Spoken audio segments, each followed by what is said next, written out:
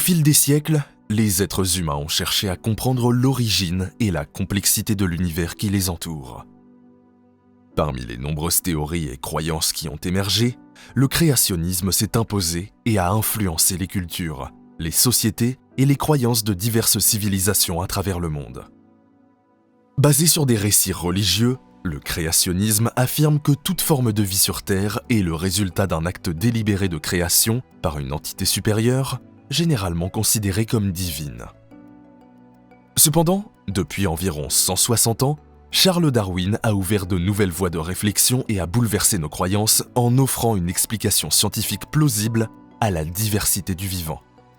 Suite à ses travaux, l'explication de la diversité du vivant s'explique grâce à des faits scientifiques incontestables.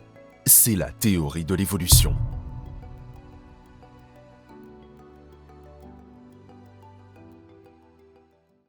Charles Darwin est un naturaliste paléontologue et géologue britannique du XIXe siècle, devenu très célèbre pour ses travaux scientifiques sur l'évolution. À l'âge de 22 ans, il a participé à un voyage qui va changer sa vie. Il sera recruté en tant que naturaliste à bord du HMS Beagle par son capitaine Robert Fitzroy pour une mission d'exploration d'environ 2 ans. L'objectif de cette mission est de recueillir des données et des échantillons sur la faune, la flore et la géologie de plusieurs régions du monde. Le voyage va finalement durer 5 ans, de 1831 à 1836, et permettra à Darwin d'acquérir une certaine notoriété en tant que naturaliste grâce à ses nombreuses observations et récoltes d'organismes et de spécimens. En effet, en 1838, il publiera un livre, Journal et remarques, plus couramment connu sous le nom « Le voyage du Beagle », qui regroupe les nombreuses observations qu'il a pu faire durant son voyage, ce qui lui permettra de gagner le respect de ses pairs.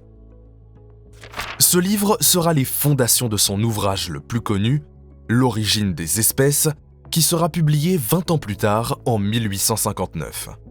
Dans cet ouvrage, Darwin présente sa théorie de l'évolution par sélection naturelle. Il explique que les espèces ont la capacité de s'adapter au changement de leur environnement au fil du temps, entraînant ainsi leur évolution. L'exemple des différentes espèces de pinsons des îles Galapagos illustre très bien la théorie de l'évolution de Darwin. Au cours de son voyage, Darwin a observé que la forme du bec des pinsons variait en fonction de l'environnement de leur origine. En effet, les îles Galapagos sont composées de plusieurs îles, chacune ayant des caractéristiques différentes. Sur une île où la nourriture est principalement constituée de fruits à coque, les pinsons ont des becs gros et solides, tandis que sur une autre île, où les insectes sont plus présents, les pinsons ont des becs plus fins et plus pointus. Ainsi, sur ces différentes îles, Darwin a trouvé 14 espèces de pinsons, alors qu'il n'y en a qu'une seule sur le continent américain. Il explique alors que toutes ces variétés sont issues de la même espèce, qui a ensuite migré sur les différentes îles et a évolué différemment en fonction de leur environnement.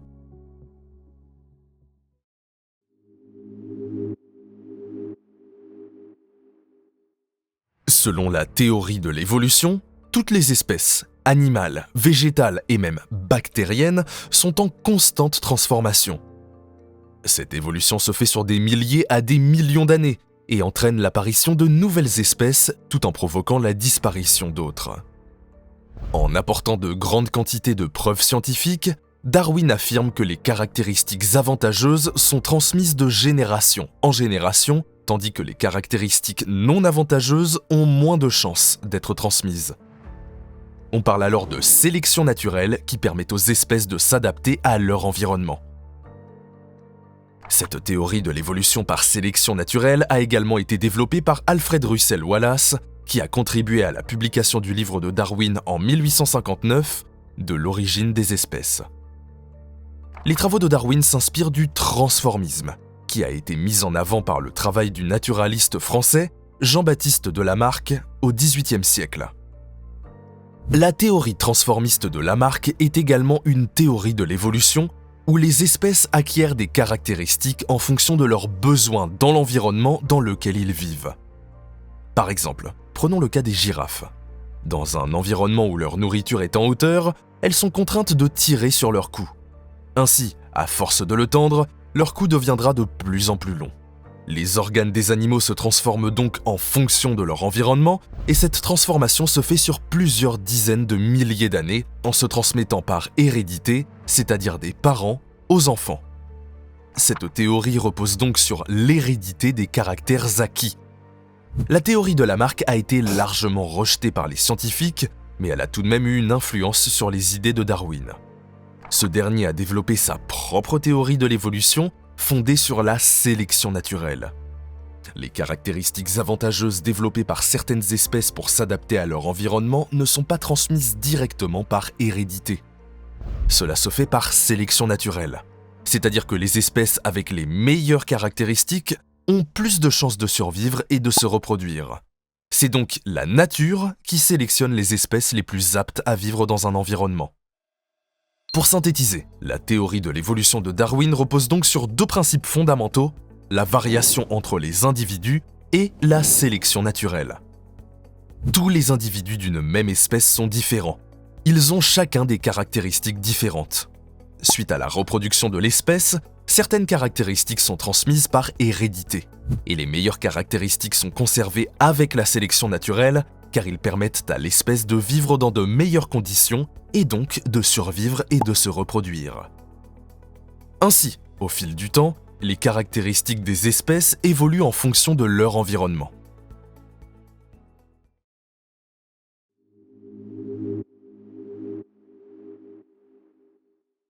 La publication du livre de Darwin, L'origine des espèces, a immédiatement suscité une controverse, en particulier dans les milieux religieux, car plusieurs points de la théorie de l'évolution contredisent la Bible.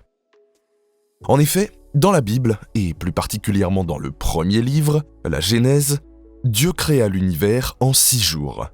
Au 5e jour, il crée les animaux marins et les oiseaux, puis au 6e jour, les animaux terrestres et enfin l'homme, créé à son image.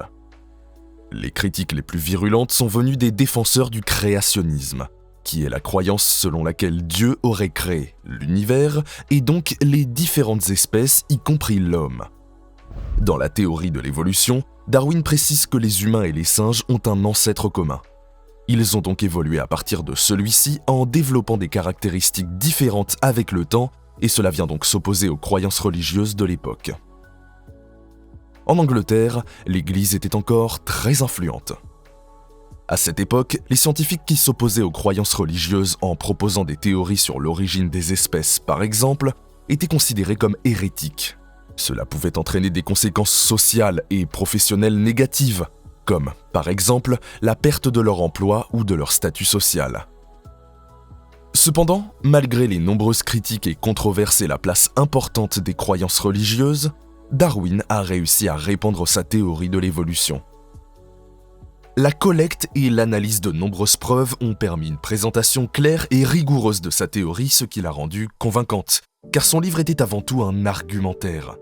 De plus, Darwin a évité de se confronter directement à l'Église ou aux autorités religieuses et a plutôt choisi de publier ses idées dans des journaux scientifiques, où elles ont été discutées et débattues par d'autres scientifiques. Enfin, Darwin a bénéficié du soutien d'autres scientifiques, en particulier de Thomas Henry Huxley, qui a publiquement défendu sa théorie et a participé à des débats sur le sujet, contribuant ainsi à sa meilleure acceptation par le grand public.